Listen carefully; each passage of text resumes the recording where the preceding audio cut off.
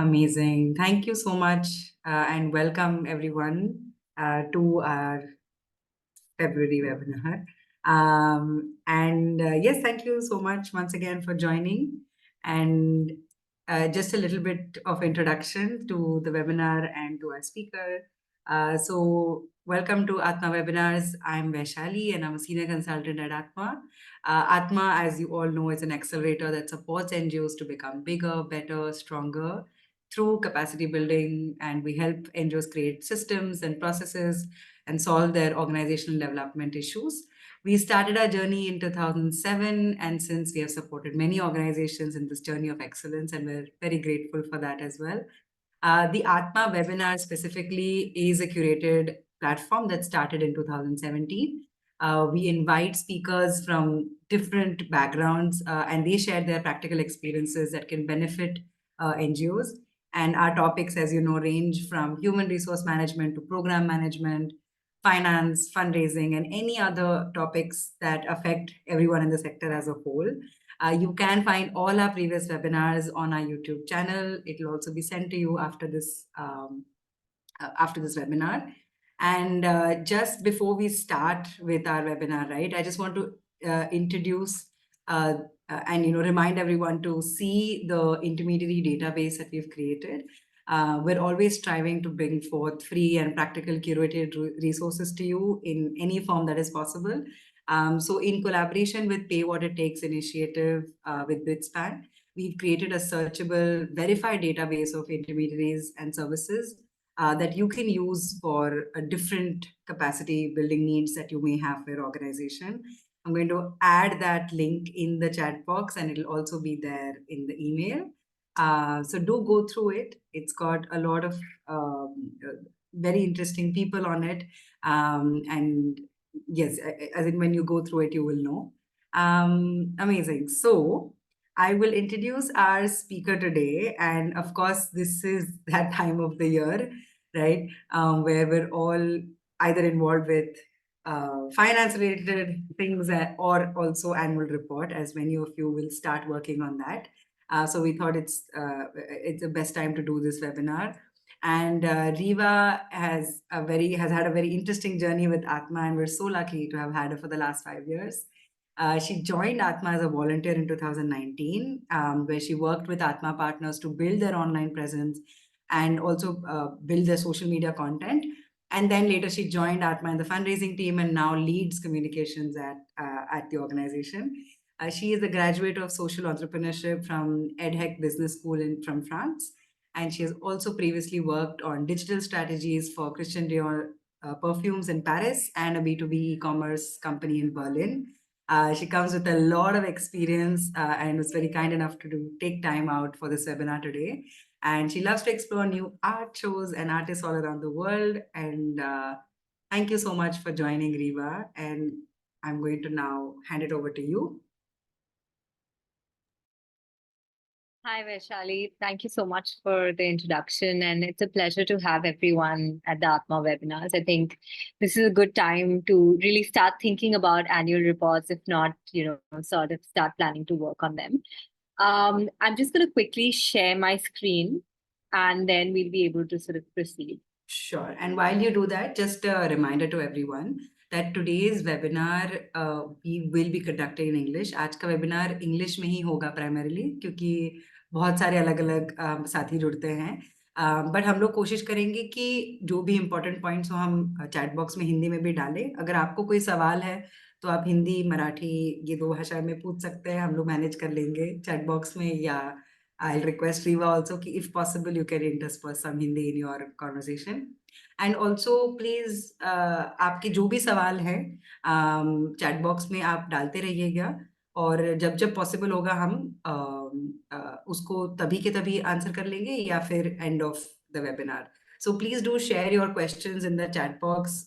We would love it if everyone is interactive and lively. So please use the chat box liberally. Thank you.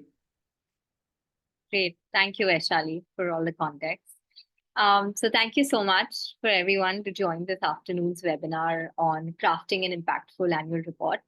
To be really honest, I've been at Atma for the past 5 years, and I've done 4 annual reports for Atma. And honestly, that is one of my favorite things to do as a comms person at Atma. I don't know how everyone sees the annual report, but I think putting together a overview of everything that you've done for the year in a more strategic manner, that gives your audience and your stakeholders an account and understanding of what your organization does and how it does it, and how are you getting closer to your vision and mission with the work that you're doing. I think the annual report serves as the best document, and it just depends on how every organization approaches it. Some take it from a more compliance perspective. We take it from a more strategic perspective. So I hope I can build that more strategic aspect of the annual report today with our conversation. So great. Sorry. So moving on, just to give you a little context of what the annual report serves the purpose for. So it basically is a comprehensive overview of what your organization has done over the last 1 year. So your organization's journey, the key milestones, achievements, the impact that you've had, the stories that you bring about the people that you're impacting. Also in terms of building more transparency and credibility for your stakeholders, right? So the annual report serves sort of multiple purposes. From like a very compliance point of view of like, we need to report on these things that we're doing, but also from a more strategic perspective of like, what are we saying about the work that we're doing, and how is that impacting the beneficiaries, and how is that aligned to the vision and mission that we've set for our organization, right?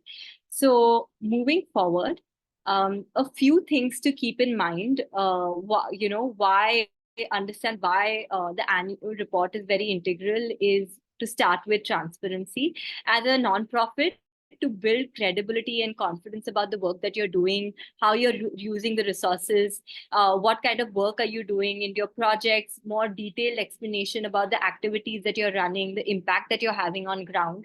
I think to build that confidence in your stakeholders, whether it's a donor or your employees, I think just having complete transparency of what you've done in the year is very important. Another thing is accountability, because as NGOs, we are responsible for doing the certain amount of work that we have promised to do to our stakeholders. And I think holding accountability of just what we've done throughout the year is also very important. It also serves as a more communications angle of like telling your audience exactly what you've done in the year, what is your impact been, where is your organization heading, what is your vision for the coming years. I think it's good to sort of have that document as a way to communicate the most strategic aspects of your organization. Another thing is strategic planning. So when we put an overview of everything and compile everything that we're doing in the year, it's a good reflection for us, not just the employees that work at the organization, to just really see through what has been achieved in the year, but also for the leadership to be able to plan more strategically on how things can move forward by taking all the learnings from the past 1 year and seeing the amount of progress that they've made. And lastly, stakeholder engagement. I think the most important aspect of communications in this nonprofit space is to be able to engage our stakeholders and have regular points of communication, to be able to show them what we are doing, to be able to tell them exactly how we are impacting the people on ground, our beneficiaries, and what are those stories looking like, right? The stories of change, stories of transformation. So this is a good way to sort of engage with our stakeholders. So what I'm going to take you through a little differently than, this is somewhat the 7 steps that I do before I approach that I take before I start working on an annual report. It's because this is just through my past 4 years of learning of like how I approach creating the annual report. So the first step is evaluation of your last year's annual report. Now, you created your annual report, you put it aside, you published it, and then you've completely forgotten about it, right? I don't know if we actively seek for feedback about, what our stakeholders thought about annual reports. And just from my perspective, the whenever I send out emails of our annual report, right, very seldomly do I receive, feedback on my email saying, hey, we've had a look at the annual report. This is what we think. This doesn't generally happen, right? But we need to understand, has the annual report served its purpose? Because it is a report that takes a lot of effort. We at Atma spend almost 2 to 3 months on it, and I'm guessing everyone does spend a lot of time on it. So it's important to understand sort of what's worked, what's not worked. So what I usually do is we actually have about 1 or 2 people that we select from each of our stakeholder categories. So it could be 2 donors, it could be two or one board members, some internal team members, and some leadership team members that give us feedback on what worked, what didn't work, and if the messaging was on point. So if they could really understand what the annual report was trying to communicate with them. So that is the first step, is looking back at our annual reports and seeing what's worked, and then taking that ahead, and what's not worked and changing that aspect. The second one is annual report benchmarking. So obviously, every year when you're creating annual reports, you feel like you know how to create an annual report. These are the elements and components that go into an annual report, and it's pretty generic, right? But everyone is very creative and innovative and reinventing the wheel in the way annual reports are being created. Surprisingly, I came across this annual report last year created by an Akansha Foundation. It was a completely digital, graphic, cartoonish representation of the annual report. It was not a standardized PDF form. It was a very interactive format of way the annual report was created. So again, what I'm saying here is that look at 4 to 5 really good annual reports that you've liked in the past 1 year that have been shared with you. Make note of like what's worked, what's not worked. Are there any certain elements in terms of content, design that you've really liked, or the formats, and something that you would like to build into your annual report this year? So that's another aspect. Sorry. Another thing is aligning with the leadership, right? So obviously there is a communications personnel in each organization that sort of works on the annual report.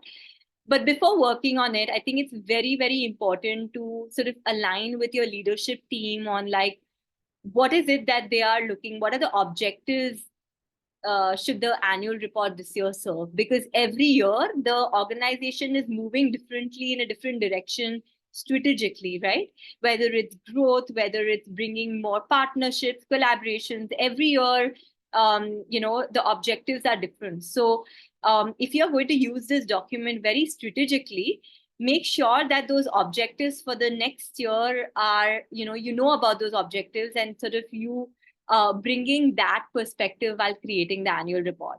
Also, another thing is articulating the key messages, right? So articulates, make note of like, who are your stakeholders?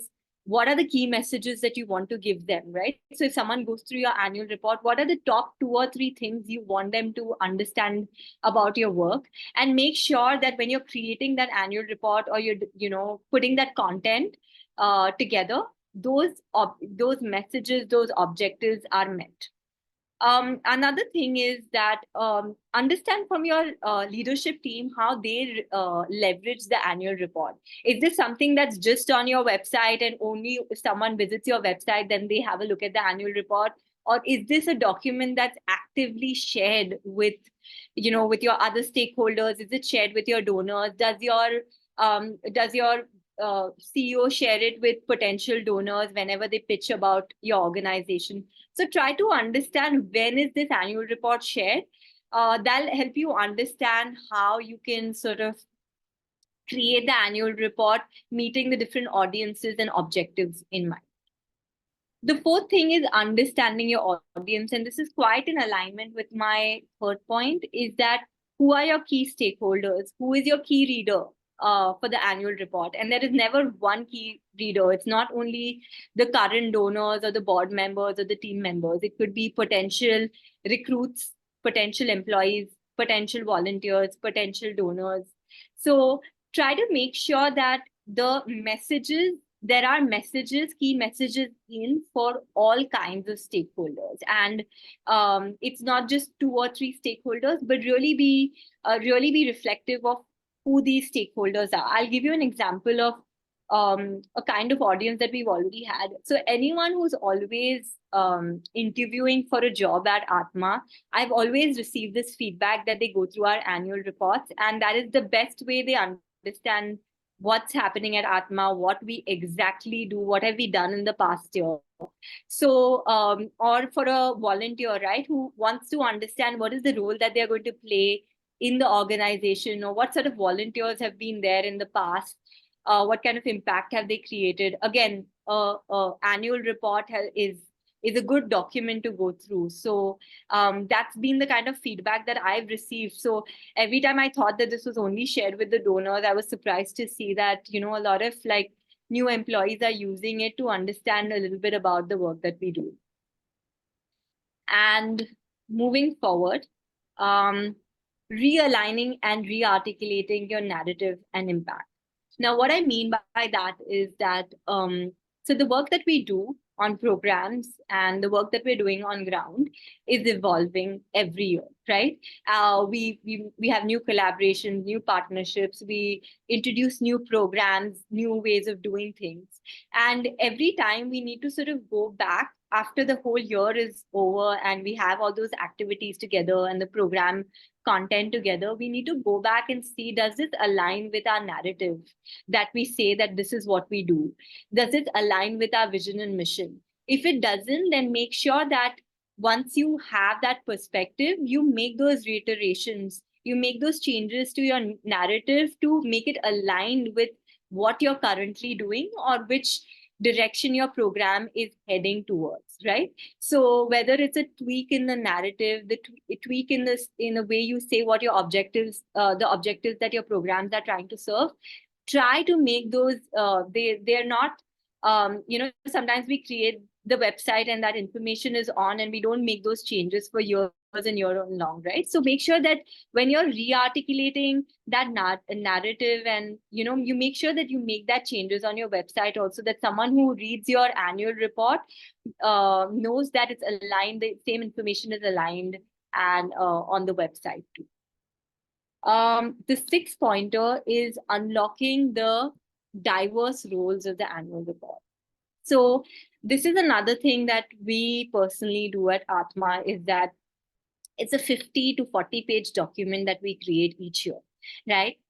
We know that no one is going to go through this 40 to 50 page document. Not everyone is going to go through it, but there's a lot of hard work that goes in to create that content, whether it's the case studies that we make, whether it's the change stories, the transformation stories, whether it's putting in information about the thought leadership that we do. So there are lots of different elements, or the organizational culture that we have. What do we do for leadership, for learning and development for our employees? These are all these several elements, right? So what we do is that once we create the annual report and the content, we then break it up. So all the case studies, so if we put 2 to 3 case studies in the annual report, we break them up into and make it into 2-pager case studies, 1-pager leader stories, organizational culture stories. So what happens is that, if you're pitching to a donor and you want to talk about how we we brought growth in an organization, then we share case studies, a specific case study that was in our annual report specific to that agenda. So we're also using all the pieces of content then on our social media and then also sharing it for more strategic purposes with all our stakeholders. So all that effort doesn't go in vain. Don't use it as a piece of compliance. You can use it as a different pieces of content throughout the year. And then lastly, project planning. So before you are, heading into creating your annual report, what I would really suggest is have a tight project plan of, how you're going to undertake the several steps, right? So from like, feedback to leadership alignment to messaging to then, talking about, data collection, design, feedback, make account of the time that you're going to take to create that annual report and have a tight project plan in place. There were a lot of questions about what we do in terms of data collection and the best practices for it. So I just want to cover a little bit of that here. So the best practices that we have is that we have a common data collection impact sheet. So each quarter on quarter, all our different programs, personnel sort of fill in information about, impact, the activities that they've carried out in those specific programs quarter on quarter. So we are not really spending the, when we're not like doing content collection or data collection at the end of the year. We're doing it quarter on quarter. Another thing that we do is that we do quarterly reporting to all our stakeholders. So if you're signed up for the Atma newsletter, we don't do newsletters, we do quarterly reports where we do a reporting of all our programs and the activities that we've done, in different areas or different verticals. What are the new projects that we started? What are the activities that we've done? Any new HR changes that we've had, or any new hires that we've had? Anything new that we've introduced. Everything is sort of quarter on quarter reported, so that when I'm creating the annual report, I have all those 4 quarterly reports to be able to put that information together. But I see those two documents very differently, because the quarterly reports are used more for reporting. So to tell you about what's happening quarter on quarter and what are we doing, the annual report is used more strategically. So everything, we're not just reporting on the annual report of what we've done in the whole year, but we are strategically aligning it to what we, to the main narrative of our vision and our mission and what we're trying to achieve through all these several activities, right? So we're making it's like storytelling. It's more strategic storytelling, and it's trying to tell our reader more strategically of like, this is what we've done and this is the impact that we've done to be able to get closer to our mission and the vision that we have. So again, both documents are used very separately. Another master tip that I have is that we do about 3 drafts for our annual report, and I give about 1 week for each draft. So make sure that the whatever month you've scheduled, or whatever date that you've scheduled for the publishing of your annual report, give at least a month, because it takes that much time to get all the feedback. It just takes so much time to get all the feedback. Another thing is that we don't just take feedback from one stakeholder, which is the leadership team. We take feedback from one of our board members each year before releasing the annual report. We take feedback from someone outside the organization.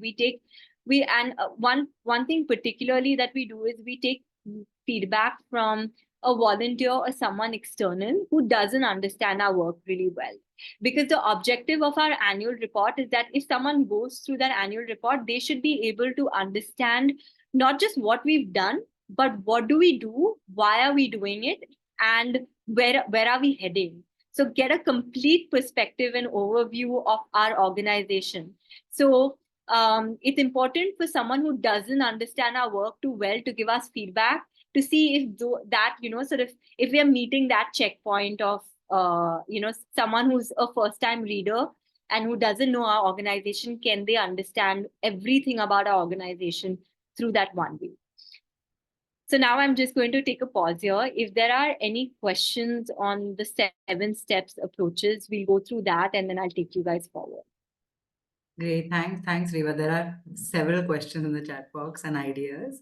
I'm just going to collate like the one that is on data collection. So there are both Rakshima and Shashwati have asked if you can explain a little bit about the data collection process or format, right? And if it's possible, if you can take them through how you do it at Atma.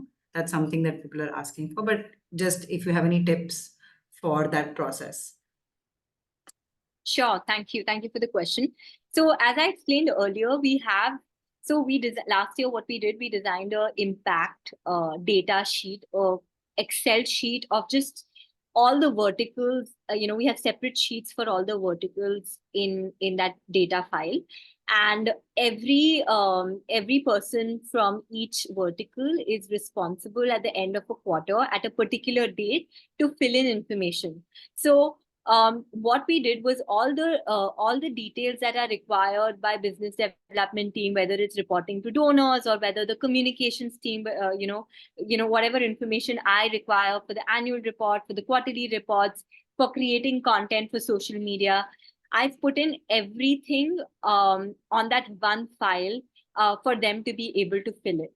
So quarter on quarter, I get information on just all the activities that are taking place. So just to give you an example, if there's a particular project that we've done, so what was that project done? What was the project called? Why was it done?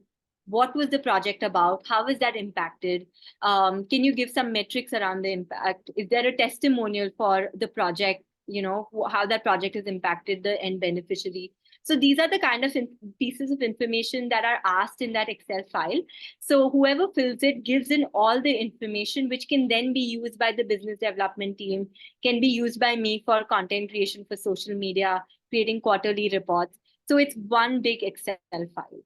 And then once I use that information on the quarterly reports, it's then easier for me because I just pick in information from the quarterly report, then to put in the annual report. So, of course, annual report sometimes might require extra information, and there is a little back and forth because every year the annual report looks a little different strategically. So then there is that a little back and forth, but the basics of data collection in terms of like how the project is, how the data is collected on each project is all in place. Great, great. Thank you, Riva. And also just adding in that when we work on projects, right, we assign one person to fill in that sheet that Riva has asked for.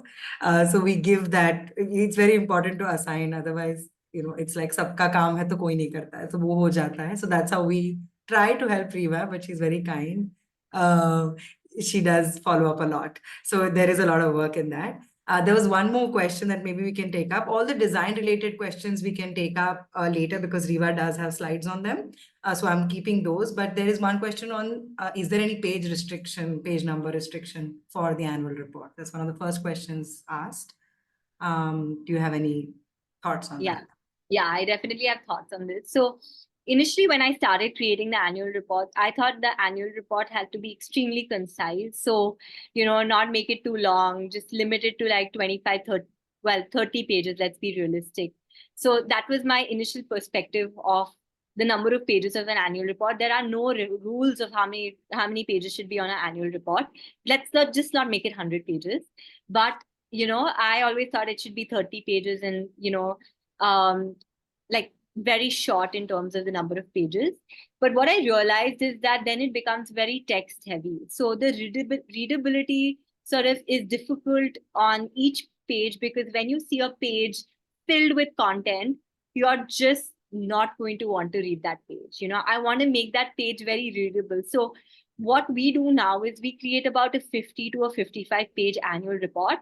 But trust me, you'll be able to go through the whole report in less than 6 to 10 minutes because each page there is very little text, and of course we highlight certain aspects that even if you want to sort of leave certain text and you don't want to read it, those certain testimonials or certain taglines or impact numbers, we highlight them very clearly, so someone who wants to breeze through it also can go through it in like literally 2-3 minutes and still get the gist of the work we've done. So the answer to my question is no limit.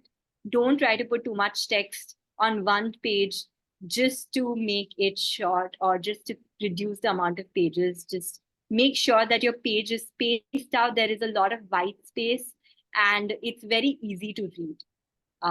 Yeah, and what I will do probably in the end is I'll share some annual reports that we've done with you. So you can see the contrast from like 2 years ago, where the text was heavy and it was a busy annual report, to our most recent one, where if you see on a page, there is very limited content.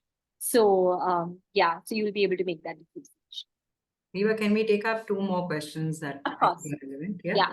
So one question is about, again, about circulation and distribution. Should it be printed or soft copy? That's one.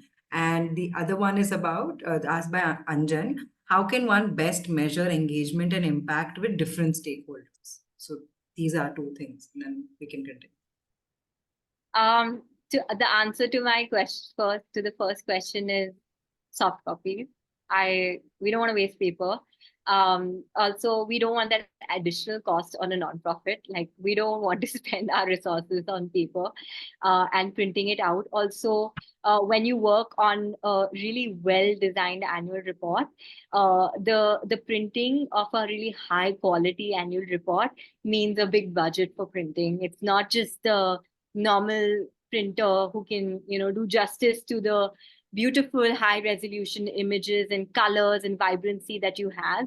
So let the high optimal graphics and resolution of your annual report stay on your digital screens, because you might not get the same, it might not have the same impact on a low quality printed paper. And I don't suggest spending a lot on the printing. So I don't suggest printing it at all. At the most, have one copy for the organization. 1 or 2 copies, or if you want to send it specially to a specific donor or a board member, yes, but everyone is conscious of the environment and printing papers. So I think anyone would appreciate you not printing papers. Yeah. Wow. Great. And of course, the second question was about measuring engagement and impact with different stakeholders. Yeah. So there are two ways of looking at this. The main platform that we use and something that we pay attention to, the engagement matrix, is LinkedIn. Because when you share big documents like the annual report or the quarterly reports or case studies or something that's more detailed, then LinkedIn is like a platform where you will see the most amount of engagement, because people from your sector are interested in spending time and reading about your work than just an Instagram or a Facebook. So of course you can see the engagement rates there. And from what we've seen, the engagement rates for bigger documents are extremely high. So we receive about 35 to 40% engagement rate or whenever we share any bigger documents, and I'm guessing the annual report had a similar engagement. But what I really, really suggest is the feedback loop, right? Share it with some of your important stakeholders, your donors, who you can get on a call with and say, hey, can I just spend 10 minutes with you, just understanding on like, what did you think about the annual report? Some qualitative data is just very important for the annual report. I think number of clicks, are not going to be helpful, because what if someone's just clicked on your annual report, opened it and seen it for 1 minute and closed it? That doesn't really talk much about the engagement rate, right? Because it's a PDF file. So I really believe that the engagement can be best understood with qualitative feedback loops. Fair enough. Thank you, Riva. Please continue. All the questions around design are going to get covered hopefully in the next few slides. So please, Riva, do continue. Great. Okay, so moving forward, I think this is a little more generic, but I'll still take you through, because we still get questions of like, what do we put in our annual report? I'm sure you're covering most of them and creating fabulous annual reports, but I'll quickly take you through what we put in our annual report. So to start with, an organizational overview of because your annual report is not just a reporting document, it's a document that is telling someone sort of what you do as an organization, why you do it, what is your vision and mission. You have to make that connection before you take them into really just reporting on like what projects you've done, what your impact has been. So, set a couple of pages in the start to just do an overview of your vision and mission, explain the problem that you're trying to solve. And another thing that's really, really helpful, and I see most organizations doing it, is a leadership message, right? So a message from your leader talking about a little bit of reflection on the past 1 year, and then also where you're heading in the next year, in terms of what your future vision is, and some of the organizational changes, the strategic changes that your leader will want to highlight. It's also nice for your leader to talk a little bit about the successes and failures, right? And it's important to talk about failures also. And I think to build that space to talk about failures in the annual report, I think the CEO's message is the best place to do that. So make sure that that's there in your annual report. Another thing is testimonials from your beneficiaries, so voices of impact. Another thing that we've observed is that, as I said, when you open the annual report and the reader sees 50 pages, mostly someone is just flicking through the annual report because they're just seeing, oh, how well is it designed, maybe reading a few things here and there. And I will take you through a little bit of like how visually you can design that annual report to, you know, make certain aspects of your content striking. But testimonials are very important because it highlights, it talks about the impact that your organization has had. So whether it's your beneficiary talking about it, whether it's your donor talking about it, or your board member talking about it, make sure that your annual report is filled with testimonials, not just in the front or not just at the end, but it's filled with testimonials. So someone who's just like skimming through your annual report, they sort of see the testimonials and they know exactly what work that you've done and what impact you've had. So that's that. Another thing is insights and achievements, obviously, key impact metrics and strategic goals that y'all have met for the year. Talk about your strategic goals. Talk about what have y'all intentionally, what are the programmatic changes, not just what is the work that you've done on ground, but what is the strategic work that you accounted to do, whether it's re-look at your M&E systems in your organization, or re-articulate your impact indicators, or change the way your programs were facilitated, or the more strategic aspects of it. Talk about that in your annual report, not just your work on ground. And obviously the key impact matrix, try to bring a lot of infographics. And of course we have Canva, and we had a session on Canva. So there are lots of tools that you can use to create these infographics to just highlight the key matrix. So someone who's skimming through your work can at least see how many beneficiaries have you impacted, what is the impact that you've had, how many programs you've facilitated, all of those things. Another thing is geographical presence. And I think a lot of NGOs do that. It's a very small aspect, but also important to talk about what is your geographical presence look like and just sort of map that out. Another thing is program excellence, right? So of course we all do that. So detailing your programs, your activities, and just specifically talking about impact, right? We obviously talk about the quantitative indicators of impact, which is the data, the number of beneficiaries served, the number of projects facilitated, all of those, the number of teachers trained, or whatever that you're doing, right?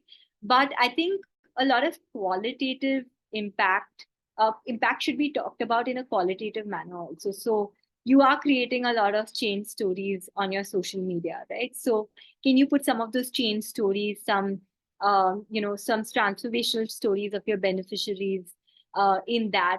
We at Atma do organizational development. So we put a lot of our case studies about the work that we've done with the organization. So we talk about their problems, the solutions that we've had from them, the intervention that we've done, and what are the outcomes of that have been. So try to bring like a lot of stories into your annual report apart from the impact matrix. Another thing is visibility and recognition. So any media features that you've had, any events that you've had, sort of mention those aspects in. Another thing is organizational milestones. So as I spoke about earlier, your annual report is not just read by your donors or your beneficiaries or your board members or your team members. It's also read by a potential recruit or a potential volunteer. So what are you writing about your organizational culture? What are you writing about? How are you building the skills of your team members? What does the organization's culture look like? What are the engagement points? What are the team building sessions that you all are having? Mention all of those in, because there is always a reader who would want to know that aspects of your organization. So make sure you have them in. Another thing is future plans. So roadmap for the organization's future. So you're talking about, this is the work that you've done in the last, 40 pages are talking about the work that you've done in the last 1 year. Spend one page on just giving a direction on where their organization is heading, or what is your vision for at least the next 1 year or the next 3 years. So make sure you sort of include that and have a more futuristic approach to your annual report. The last 3 points are stakeholder information. So this is a little bit for building confidence, credibility. Put your information on your board members, your donors. Another thing is, what is your call for action, right? Someone has spent 10 minutes of their time on the annual report. What is the action that you want them to take? Would you want them to sign up for their newsletter? Would you like them to follow you on social media? Would you like them to go on your website and check it out? Would you like them to donate? Are you seeking for more collaborations and partnerships in for next year? Then make sure that whatever your call for action is, you put it in. And, so again, that is another way to see engagement and track engagement, is that these were the 4 call for actions that you've had on your annual report. Has that resulted into anything? Or is it like maybe you set up a time, maybe you put your Calendly link in and say, hey, if you'd like to know more about our work, or would you like to collaborate us, set up a time with us. Has someone acted on that and set up a time with you? I think that is also a good way to understand how much people have engaged with your annual reports. So a clear call for action. And lastly, which is obviously a compliance perspective, but transparent overview of your organization's financials. I'm sure every organization does that, but make sure you sort of include that in. To this, I'll take a pause. Are there any sort of questions regarding the components of the annual report?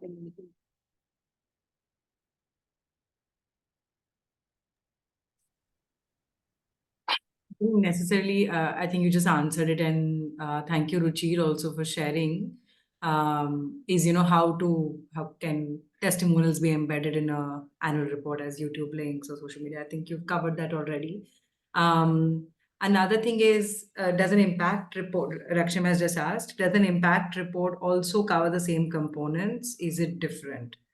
And also, Radha has added that many orgs don't put their financials in. Does that affect credibility? Impact report, I think last year we added our impact report because we'd newly done a study with Satwa. And so we added because it happened in that year, we added our impact report but we obviously gave and I have shared a graphic of it just to give you an idea of how much of the impact report that you should be sharing. So we shared the key indicators and the key impact indicators that we wanted to highlight in the annual report. And then whoever wants to read it in detail and is interested to know more, we sort of put in a link and said, hey, if you want to know more, you can, here's the link to the impact report. So I would say, again, don't put the whole impact report in, but certain key aspects of it, yes, please make sure that, that's in. Sorry, Vaishali, what was the other question? Oh, but the question is also, is it different or same? I think the key difference between an impact report and annual report is that annual report also has like all the activities Other. done and the financials and all of that. So, okay, great. That's answered your question. The other one was about financials. Many orgs don't put their financials in. So Radha is asking, does that affect credibility? I mean, to each to its own. I don't know what is. I don't have a specific answer to it, but we do put our financial compliances in. I've seen most annual reports do have their financials in. So some amount of transparency is definitely important. Of course, you can have two different versions of it. Depends on who you're sending for the website, because it's a very compliance perspective. Your financials, the annual report that's on your website should have your financials on it, but then have another file that you're just sharing with a donor, or you're just sharing it with a potential donor or a potential recruit that doesn't need to have the financials. So make sure you have both the versions. There's Because one. Yeah. So that's a good point. And Ankit has another question about, is there a legal compliance requirement for the annual report? from what I understand, and I think maybe the finance team will be able to answer that better. But there is a compliance to put your financials on your website. So whether if you're putting this separately or whether you're putting it as a part of the annual report, but I think nonprofits are asked to do that. But again, this is something we can come back to you checking with our Yeah. finance. But I can also tell you from what I know is that there are some states, again, depends on which state you're registered in, but there is a requirement for an annual activity report. So you should have that. Another thing is, if you are planning to apply for FCRA, right, you need to have like last 3 years activity report anyway. So I mean, you should consider it as a legal compliance and make it a part of your annual processes for sure. Yes, Sonal, thank you for also validating that. Again, there are a lot of questions on what is the aspect ratio of a annual report? How do you use pictures to increase visibility?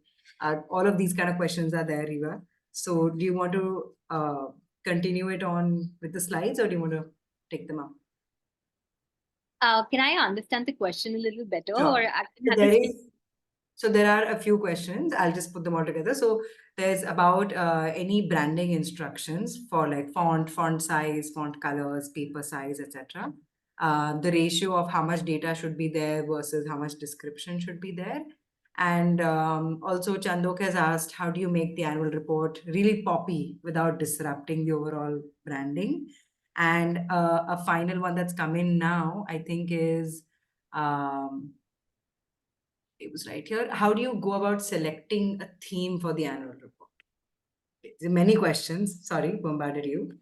But yeah, So maybe I'll take it in the visual part where I am covering a few lessons exactly. I've learned. Of course, we can't cover everything about design for the annual report, but a few aspects that I think are very key that I've learned from my experience. I will take you through them because I have some image slides to show you the differences, and then maybe we can go in detail with some of those questions That makes sense. that Yes. in that area.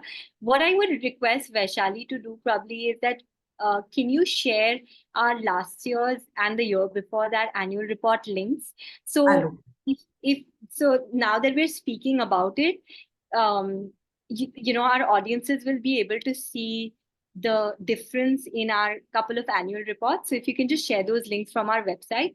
And just to say that our last annual report was very poppy. So maybe y'all can give us feedback on whether it's okay or not. But I think it should be a little poppy and interactive and visually very stimulating. But I would let you have a look at the annual report and judge for yourself, because all the three annual reports look a little different. In the meanwhile, I'll move ahead and then we'll get to all the design questions. So I just wanted to cover a very small aspect of storytelling in the annual report, because obviously storytelling is a larger topic and cannot be entirely covered in the part of an annual report, but it plays a big role in the way you craft your annual report. So I'm just going to cover a few slides about it. So because we're talking, because the quarterly reports that I was talking about more are from a reporting perspective. We look at the annual report, as I said, from a very strategic point of view. So what we essentially want to do consciously is storytell throughout, uh, in the way our whole content is laid out on our annual report, to build that emotional connection with our audiences. So as I was explaining earlier, that your annual report shouldn't just be about reporting on your activities, right? Like, this is the projects we've done, this is the impact we've had, this is the projects we've done, this is the impact we had. That's not it. Make sure that you are connecting that to your mission, your vision of your organization all the time when you're building that narrative of that annual report. And the annual report also should have like a mapping of the way you're narrating that story, right? So obviously the impact that you've had is your story, right? But make sure that you're continuously making that connection to your vision and your mission throughout that annual report. So you're continuously reminding your leader of what your organization stands for and what is it trying to achieve when you're putting those pieces of information that talk about what your activities have been. I just want to give you one example on the way we sort of have done it last year. So the feedback we received from our previous annual reports was that we're not really we're not storytelling enough in our annual reports. So an element that we added to our annual reports last year is to talk about leader transformation stories. So we always had our case studies, and we spoke about the projects that we did and what our different programs are about and what are they achieving and what the outcomes have been and all of that. But because we were not making that emotional connection with our reader, we decided to put leader transformation stories. So just to give you a context of what Atma does, Atma builds the organizational capacity of NGOs, in turn developing the skills and knowledge in leaders to lead the organization, right? So we decided to create 2 leader stories, keeping the leader at the center of the story. So talking about the leader's journey in the sector, their aspirations, the challenges that they face while managing, building, growing, sustaining their organization. What has Atma brought to this partnership in terms of the intervention that we've had with the leader? What are the skills, knowledge that we've built for the leader?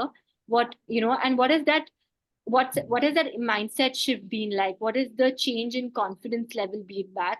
And how has that impacted the organization? So we crafted 2 stories, and hopefully this year we'll do more stories. So we've tried to make sure that we are also building that strong storytelling element to meet both the audiences, right? An audience who wants to read the case studies and understand, the activities that we've done and the clear outcomes that we've had.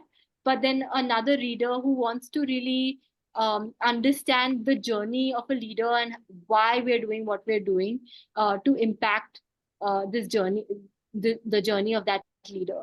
So we sort of like bought in 2 different elements of the way we are talking about our working. So if you don't have that in your annual report yet, make sure you're adding that storytelling aspect to your annual report. Any questions on the storytelling aspect? Are you are you guys putting in transformation stories? Would love to know. If anyone would like to share, be great to hear. Also, but essentially, you do have to, think of how all the different types of impact that you're having, especially if I see that organizations have a lot of different programs, right? And each of their impact looks different, but then you should sort of collate it and think of how to build it as a story, right? That's one bit. Also, I'm not sure if you answered Gaurav's question on selecting a theme for the annual report. Should there be a theme? How do you do this? And Himangi has asked a very writing story is a skill. Do you outsource the job? Okay. So I've done a skill building course on storytelling, but of course, it's very difficult to write a story. So the approach for storytelling has to be very simple. You keep the beneficiary or the person you're impacting at the center. Talk about the challenges that they faced. What have you done? Uh, you know, with your beneficiary to change that, and what has that led to? You know, how is their life different? Because if, say, if you're running an education program, right? Like, what is that? What is their situation been before that? What have you done with them, and what has that led to? Or what does, what is the change that's been brought in them, right? And that's not something that you can talk about through like quantitative impact metrics. You have to talk about that person and what is that change that has been bought. You can also, with the story, have a testimonial from the person that you're talking about. So it can be in their voice, or you can have a video testimonial attached to the story. So that generally is how we sort of approach a story. So problem, intervention, and impact. That's how we talk about stories.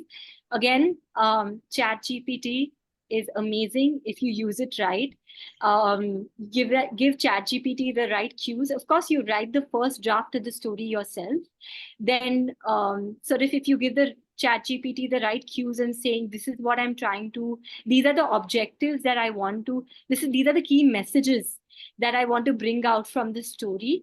Then the ChatGPT will draft your story according to it. So yeah, try different versions and drafts of them. You never get it in the first go, but you can use ChatGPT if you're not naturally inclined to writing stories. And question to common theme, is that related to design?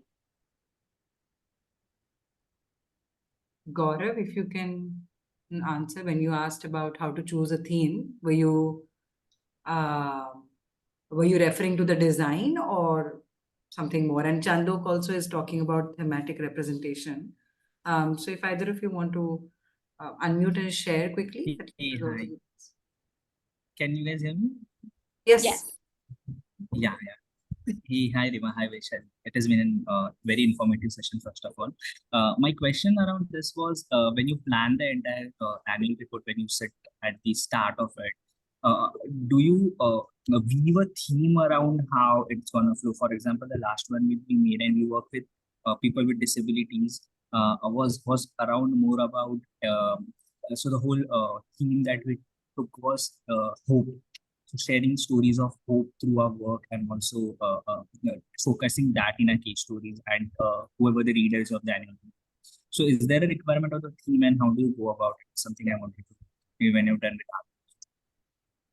So thank you so much for the question. The way we approach our annual report is we don't have a set theme, but the key messages and the objectives that the annual report are going to serve is the crux of how the template of the annual report is made. So if you see the actual framework of how that annual report is going to look like, what are the elements that are, so what are the key objectives, right? So the whatever the key objectives for that particular year for our annual report are, we try to push in the content for those pieces ahead on our annual report.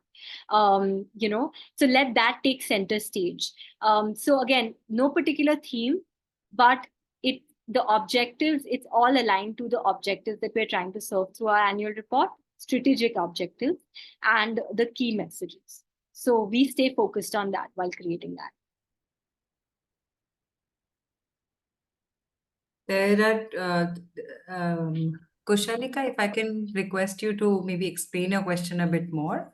It's about how to give a picture that will increase Yeah, visibility. I think what she's trying to say, hi everyone, I'm Chandok. Mhm. Vaishali knows me and I'm Yeah, meeting you for the first time. So I think what she's trying to say is how to use the images, got it. I think in a more attractive fashion, in a more attractive way, so that it can illustrate the entire annual report, and it may be more eye-catchy and it may be more poppy to other people. And what type of images, what kind of images, what kind of impactful images should she choose for the report?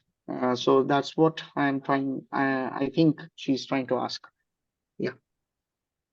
Okay, go on, Reva.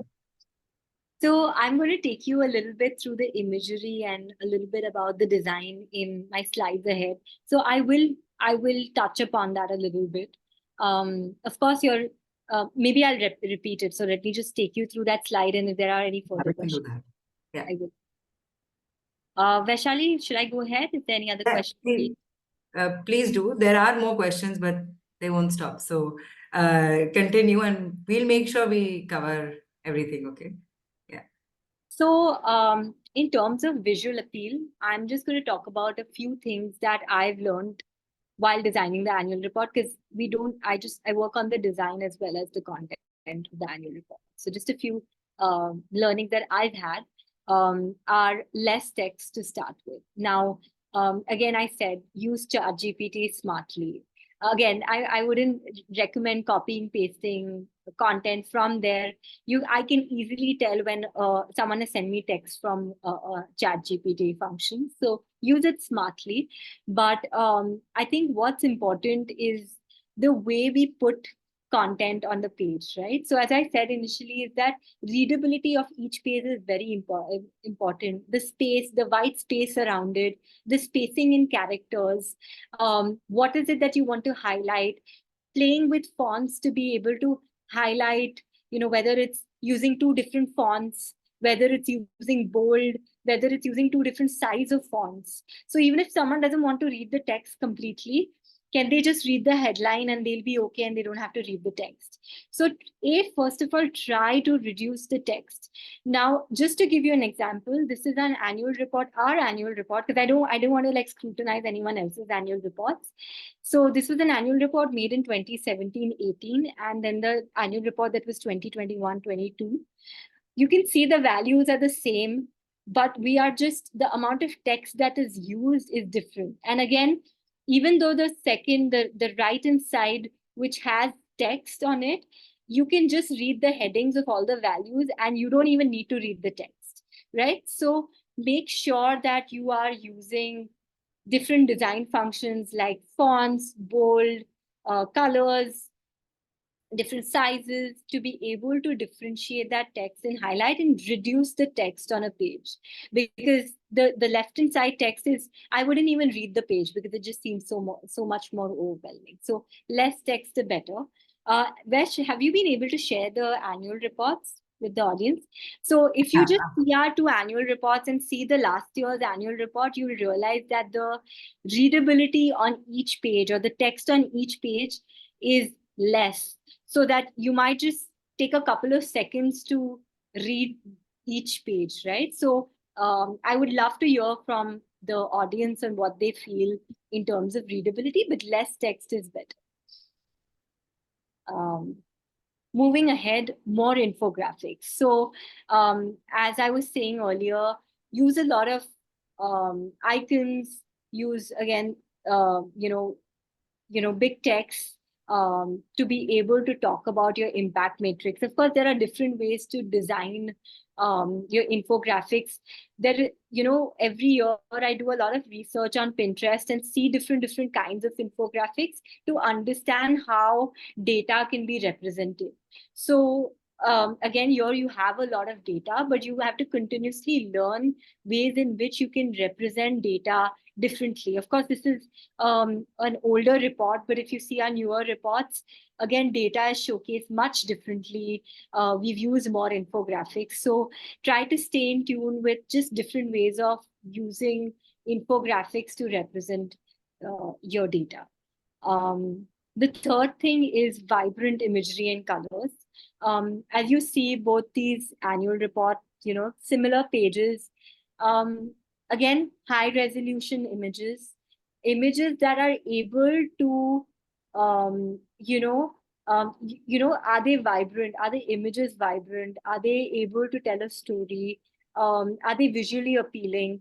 Are the colors vibrant? So again, depends upon the design of your annual report. There are some annual reports where all the images are black and white and only the text is that, or the key messages are in color. And if that's what you want to put the focus on messaging, then keep it as it is. Here we wanted to sort of build more vibrancy and make our annual reports more colorful. And so even though our branding colors are very minimalistic, and we have only so many branding colors, we try to bring the color through images. So again, you can play, it depends on who's designing your annual report. If you see our latest annual report, it has much more colors. So again, you can decide how you want to design the annual report.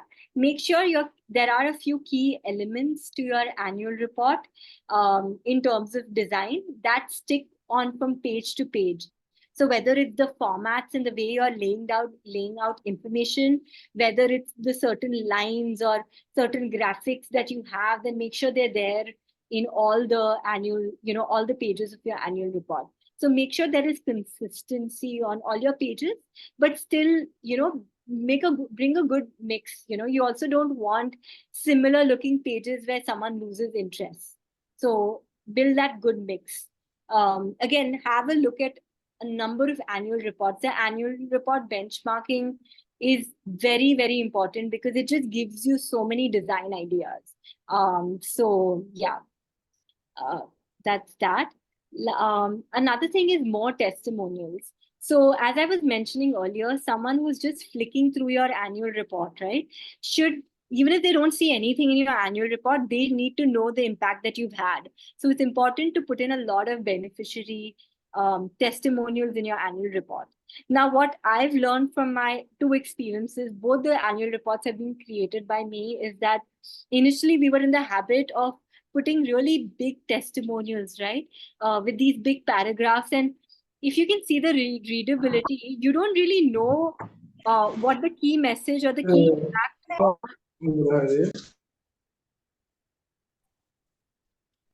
what the key impact of our work has been through the testimonial on the left. Because Sorry, I'm not able to mute them. Just a second. Please continue. If I can request everyone to stay muted. So you can't really tell what this testimonial is saying about the work that we've done from the testimonial on the left-hand side. So what we've done with our newer annual reports is that, synthesize the information, only something that's very striking. Make sure the testimonial is just 1 or 2 lines, not more than that, in bold fonts, so that someone who's just quickly looking through it, knows exactly the work that you're doing and the impact that you're having. The way you format it is also very important. So again, as I said, less text is important, can have a very different impact.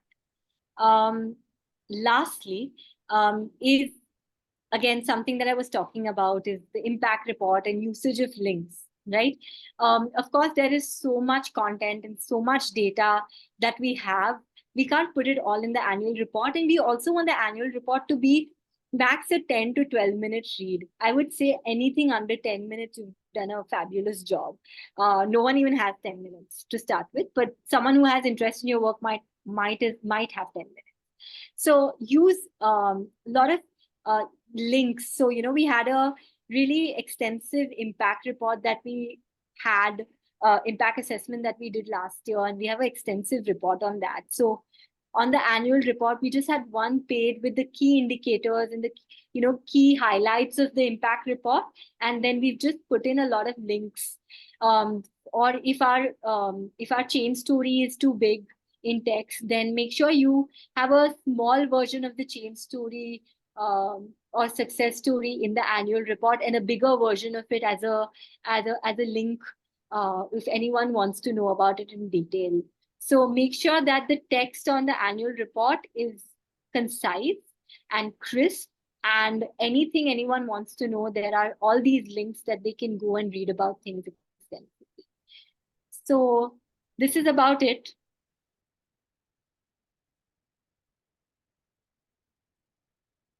Visual appeal and design of the annual.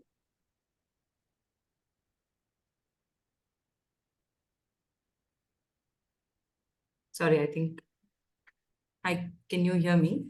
Yes, we can. Okay. Awesome. There are many questions, and I'm going to do my best to take them up in batches. And if anyone wants to, add anything or share, that you can do that as well. We'll start with a very easy, very short question by Radha. You mentioned Akansha has a really good annual report. If there are other favorite annual reports, Riva, and we can also send those links after the webinar, so you can take that up while I jot down all the other questions as well. Are there any annual reports that are really good? Any organizations' annual reports that people should look out for? Maybe we can share a few links maybe after the Okay. webinar. But Sure. I think I always do. I like the Teach for India annual report a lot. Another is a Dahlberg annual report that I clearly remember that was very striking in the way it was created. So these have been some of my uh, favorites from what I remember from what I benchmarked last year. I could share more links because I have benchmark annual reports over the last 4 years, so I could share much more links. Great. Great. So another question that Rajeshri has asked is, when, and actually do check if I'm getting this right. A lot of our impact of our work is also, there are other people, other stakeholders working as well, right? Like the government or other organizations. So, how do you acknowledge that in your own annual report is one of the questions. And just before you answer, Eva, it's just, this is also a question of something that we all deal with in the sector, right? Because we work on complicated issues, and there are so many other factors involved and stakeholders involved. The impact assessment, this is more about how do you assess your own impact as well, right? How much of it was, forget the other stakeholders. If you're working with a child, how much of this the child would have got on their own versus how we did. So I think the question also lies a bit about how do we assess our impact correctly. But it's a valid question that, how do you acknowledge that in your annual report, if you do? I think we do a lot of collaborations and partnerships with a lot of our projects, right? So we obviously, call out exactly what we partnered with, what those collaborations have been like, put those logos in, talk about our role in it, and talk about the partners or collaborators' role in it. Very, very clearly call them out. I think that's all you can do from a more like a informational point of view, right? Like you're not taking credit for it, but it's equally, it's a project and you have to talk about the impact of it, but then you clearly call out like what is the role that you've played in it and what is the role that they've played in it clearly when you're talking about that particular project. But we do a lot of partnerships and collaborations, so all our annual reports talk about the different ways we've sort of collaborated with different organizations. Actually, I hope that answered your question. Also, there's another one by Joshua, which is talking about how does the impact report usually look? Should it be like a few slides of a PowerPoint or a brochure or a booklet? Impact report. Okay, so we, because it's something that we just did last year, we had created a PowerPoint presentation of our insights of our impact report, which was more than 35 slides. And trust me, no one read it. No one read it at all. Then we created a concise version, which was a 2-page infographic of our impact report, which was read extensively by everyone in the sector who was interested in our impact report. So I would say if it's an impact report, a clear 2-page infographic document is all you require. Happy to share that link too. Yeah, I've already linked the impact report. I'm just gonna link it again. Is it the infographic that you're linking? Yeah, the summary deck one, right? Not the deck, the infographic 2-page. Okay. Maybe you can link it, or maybe you can also share it on your screen as well. I think that would be ideal. At the same time, I think someone had their hand raised. Joash. Yeah, hi. Um, Yeah, thank you so much for sharing about that. I think that impact report that you mentioned, that's super useful because I face this every year when I'm trying to collate data. So that's why I was asking, like, what sort of a, what do you usually give for an impact report? Like you mentioned, like just a few slides, that's about 2 pages, right? Yes. And also if we could see that, or if you're sharing with us, that'll be Yeah. super useful. I'm finding that file. I'll share the link. And Yeah. one more thing I wanted to ask was, I had actually asked this earlier. Do you outsource, like, I mean, you said you do the design stuff yourself, right? Is there other parts of the annual report that you outsource to others? Because in our organization, the design goes out because I'm the only guy doing comms in our org. So I need someone else to do the design stuff. And I wanted to ask, what do you use for design? I mean, with software, sorry. We don't outsource anything for our annual report. It's done, everything is internally done. In fact, sorry, I'm just going to give me a second. The chat. Can't seem to find the chat function. It's okay, you can send it to me. So I'm just adding the impact report here, which is the 2-pager. But no, we don't outsource anything about our annual report. We create it internally. That's also because I enjoy design. So I told you that's my favorite project to do. I use Canva entirely to design the annual report. I think graphic designers use InDesign, from my understanding, but I use Canva. So are you able to, I mean, I'd used InDesign when I was in college long back, and that one, it helps you keep spacing and, if your rulers, your bleeds and all that. So, I mean, I'm guessing obviously because I did go through your annual report and it was pretty good. And I'm guessing if you can do pretty much all of that on Canva. Is that right? Yes, you can. I think it's not as precise as the InDesign is, but it does a fair job in terms of like spacing and everything. It gives you a good indicator of like how aligned all your texts are and all of that. So it doesn't give you the rulers and stuff like that because that's more of a professional graphic designer tool that those sort of aspects of the tool, but it does the job of being able to help you design it. So sorry, last question. Do you use like templates that are already on Canva, or do you start everything from scratch?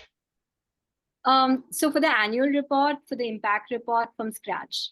So a lot of impact annual report benchmarking, looking at other designs, and it's not an easy process, to be honest, because I designed the whole annual report and I didn't like it last year and I redesigned it in 10 days. So again, like it's something that you just have to figure whether it works for you or not. But I think just seeing a lot of annual reports can give you an idea of like how you want to design it, what are the elements that you want to use, what is the format you want to have to put text and all of that. So yeah, but it's trial and error. Also, Thank you. just want to add that again, we tried to cover some of the basics of Canva in our previous webinar. And if you apply for the Canva for nonprofit, you can get the pro version for free. So do explore that. Before Azhar ji, अगर आप aid कर सकते तो हम बस there is one question by Ruchi, which I think is pertinent. What should a target audience be? If you can go over that again, whether it should be donors, CSR partners, or beneficiaries. Because usually annual reports are published in English, which beneficiaries can't usually read, right? So how do you solve for that? And that's a very interesting question. So if we can take that up. So, so the key stakeholders or readers for the annual report, firstly, firstly, start with the internal team. So the team should know what you've done, the board members, your current donors, and then it should be potential donors. It should be, whether CSRs or HNIs. So make sure that there are key messages for both in your annual report, right? But also your potential recruits, potential volunteers, any other stakeholders, if you're looking for other organizations to collaborate and partner with in the coming year. So if you have a goal, strategic goal for your organization you're doing 4 partnership projects and next year you want to make it 10. So one of your objectives from your annual report is to increase the number of partnerships. So your messaging and what needs to be highlighted in your annual report should be a lot about partnerships, collaboration. How do you partner? How do you collaborate? What is the impact that you're having with collaborations, partnerships? So it really depends. What is the objective of this annual report, and how is it going to help you in the coming year? What is the purpose it's going to serve? So according to that, you lay out the stakeholders and then you frame key messages for each of your stakeholders. So it can vary. But yeah, and to answer the question about beneficiaries, yes, although our beneficiaries are NGOs, so they do tend to sometimes read our annual reports.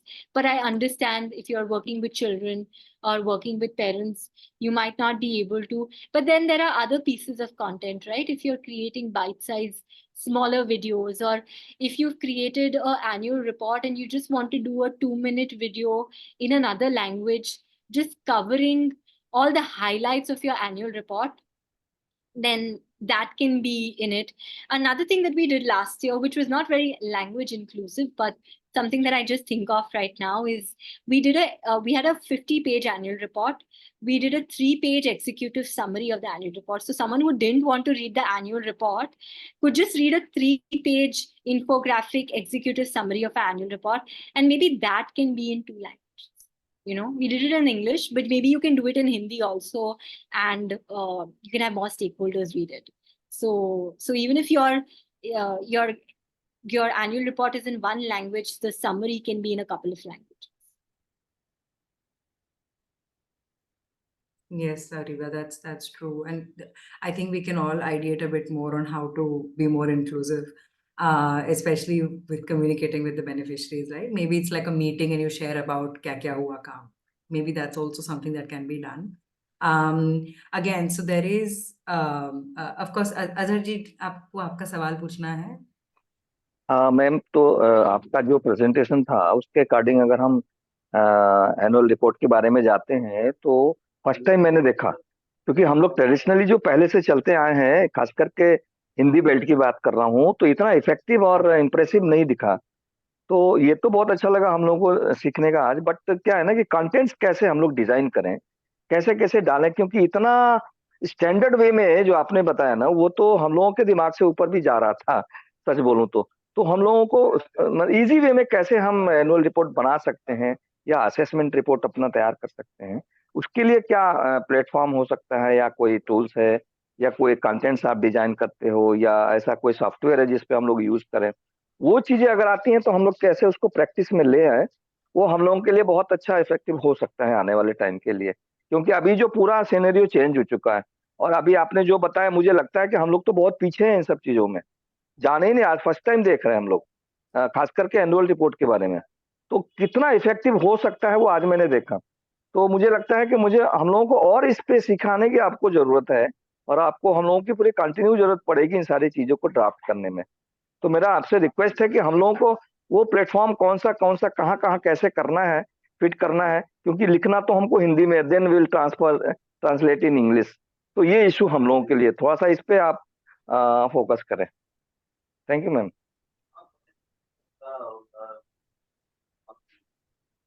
Thank you Asha ji. Sorry अगर मैंने बहुत complicated किया होगा आपको annual report बनाना। इतना complicated नहीं है। In fact आप इतना सारा काम करते हैं और अच्छा काम करते हैं, वो सब to bring all of that together और उस पे रिपोर्ट करने में बहुत मजा आता है, क्योंकि आपको भी एज ए लीडर ऐसे लगता है कि हमने बहुत किया 1 साल में। पर आप अगर एक ही मैं आपको सिंपल सोल्यूशन बोलूंगी। आप जो आप sorry, I speak in English because my Hindi is Go ahead. that you can keep in mind while you're doing is जो आपके मैसेजेस है, राइट, आपके जो ऑब्जेक्टिव्स है, आपने क्या किया है, आपको आपकी ऑर्गेनाइजेशन, अगर आपको 3 लाइन में बताना होगा कि आपकी ऑर्गेनाइजेशन क्या करती है, उस 3 लाइन के लिए आपको जो भी डेटा चाहिए ना, वो बैकअप करने के लिए कि हम ये 3 चीजें कर रहे हैं और करना चाहते हैं, और इसके लिए हम आपको इंफॉर्मेशन दे रहे हैं कि ये सब हमने किया है, आप उस पर कॉन्सेंट्रेट कीजिए। तो ऐसे नहीं कि आप सब, don't try to tell, you know, give all the information in an annual report, try to focus कि आपको क्या बताना है।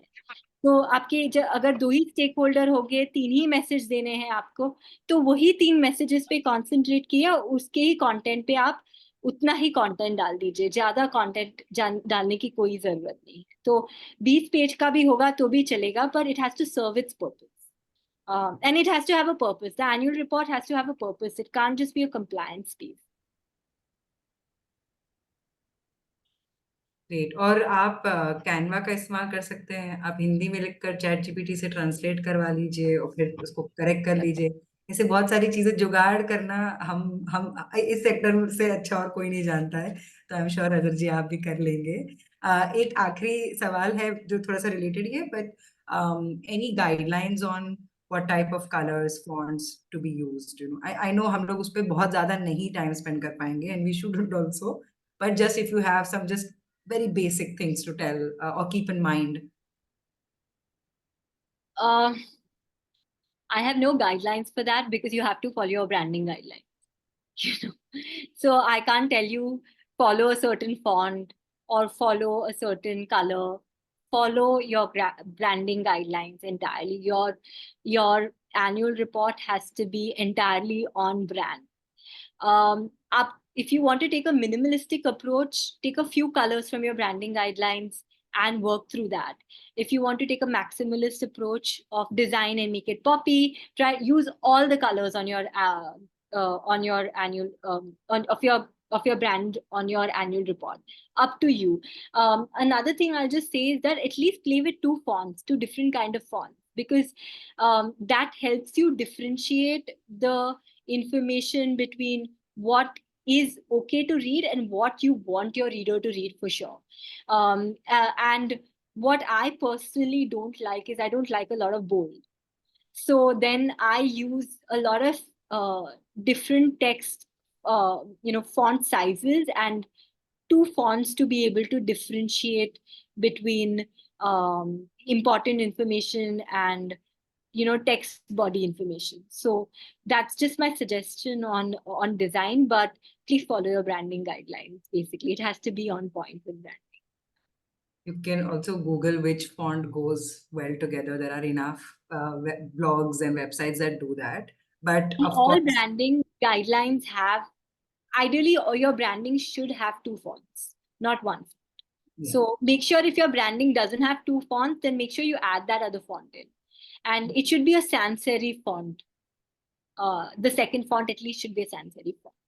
So ये थोड़ा और टेक्निकल हो जाएगा, आप लोग को गूगल करना पड़ेगा. You will have to Google some of the things that Riva is mentioning now. But as we close out, there was one question which was answered by Aishwarya and Vernon also a little bit, but basically which section should you include the leader's journey if you have to? So just want to bring that out, and if there are any final questions, you can put it in the chat box and then we'll close out today. So the leader's journey, right? Or the CEO reflection, is that the same? The leader's journey, yes. The CEO reflection, leader's journey is the same thing. It should be literally in the first 3 pages. So the thing is that if someone hasn't had the time to read your whole annual report, the leader's journey should take you through the journey of the organization, your learnings, your milestones, your successes, your failures, your achievements, everything in one go. So in those 2 paragraphs. So it should be at least your 2nd or 3rd page in your annual. Great, wonderful. Yes, thank you so much, everyone. Do fill out the feedback form. It really helps us. And we are going to explore a lot more in the upcoming webinars. And really, thank you so much, everyone, for joining and asking such great questions as usual. We will be sharing everything recording, including this recording, the deck that was used, and some of the resources shared. Thank you so much, audience, for also sharing resources in the chat box. We'll make sure we put all of that together, share a bunch of good reference annual reports as well, and have a great year end. I hope none of you have to break your heads with your finance team or your comms team. Have a lovely year, and thank you so much. We'll stay back for about 5 minutes more if anyone has any more questions, and do take the time to fill out the feedback form. Thank you, and thank you so much, Riva. Thank you. Thank you for staying present through all the information.